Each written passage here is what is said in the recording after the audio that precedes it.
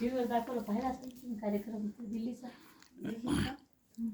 नाही होता. एक यशस्वी शिक्षक, राष्ट्रपती बाबा. प्राप्त पुरस्कार प्राप्त शिक्षक, पण एक ध्येयवेडी एका स्वातंत्र्य सैनिकाचा पुत्र श्री न र भिंगे ह्यांनी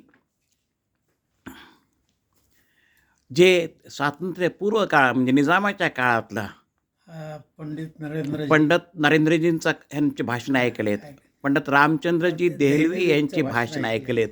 आता देहलवी जे संबंधी बोलत आहेत त्यांच्यासारखा विद्वान पंडित आता पुन्हा आर्य समाजला लाभणं अशक्य आहे असं वाटतं. कारण त्यांची विद्वता ती अद्वितीयच होती. त्यांचा अभ्यास उर्दूमधला होता, फारशीमधला होता, अरबी बोलत असत, हिंदी तर अस्खलित बोलत होते, इंग्रजीवर पण सुद्धा कमांड होती. असा अष्टपैलू व्यक्तिमत्व असलेला माणूस आर्य समाजला लाभलेला होता. अनेक वर्ष अनेक